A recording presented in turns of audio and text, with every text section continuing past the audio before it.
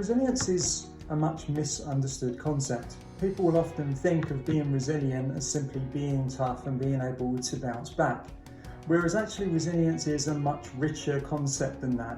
And there are a whole range of different skills, mindsets, ways of thinking and ways of behaving that can help people to become much more resilient. Our Raw Individual Questionnaire looks at 7 different dimensions that enable people to sustainably build and enhance their levels of resilience. Today we're going to explain what those 7 dimensions are to give you a fuller picture of what resilience really is. The first and important dimension of the Raw Individual Questionnaire concerns authenticity, in the sense that when we are able to hold on to and deploy our personal values at work, when we're able to use our strengths and do the things that we enjoy doing, it gives us a boost in our resilience. We're not having to pretend we're someone that we're not and able to conform to job demands. When we're able to do that, when we're able to be our full selves, it also enables us to manage our emotions a little bit better. The part of our brain that's responsible for managing and regulating our emotions is subject to fatigue. And so when we are constantly trying to be something that we're not all day long, it can mean that emotional control becomes that much harder. So being ourselves is the first key to building resilience. Our second dimension is called finding your calling. And this in essence is having a real sense of purpose at work. Feeling that the work that we're doing is contributing to some good in the world, that it's in tune with values that are important to us and our belief system. Allied to that is a sense of having a sense of belonging, working with other people towards an end that we all find important, a sort of camaraderie that enables us to contribute together to something important. The third dimension, maintaining perspective, concerns the way that we think. There are a whole range of different thinking traps that individuals can fall into. We can catastrophize, we can be unduly pessimistic about things. And maintaining perspective is about building ways of thinking that help us to thrive and to cope with some of the challenges that come our way. If we're able to reframe things that happen in a constructive and useful way, if we know when to switch from a problem mindset to a solution focus, it helps us and boosts our resilience. And this dimension also looks at our ability to insulate ourselves from the negativity of people around us. The fourth dimension in our model is called mastering stress, which is not about how hard you are or how much stress you can put up with. In fact, it's the opposite. It's about the proactive things that we can do to maintain levels of stress at a manageable level.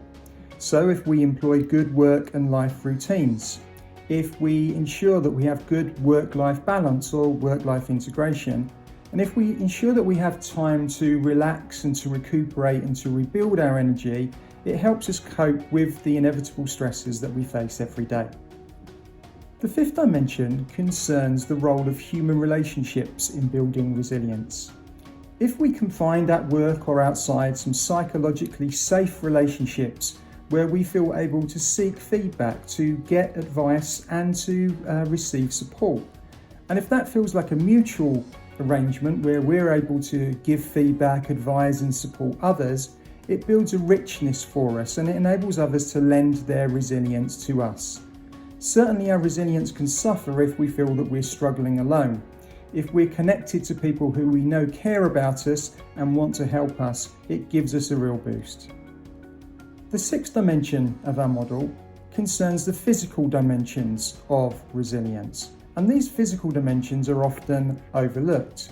It is important that we get sufficient levels of sleep to operate at our best.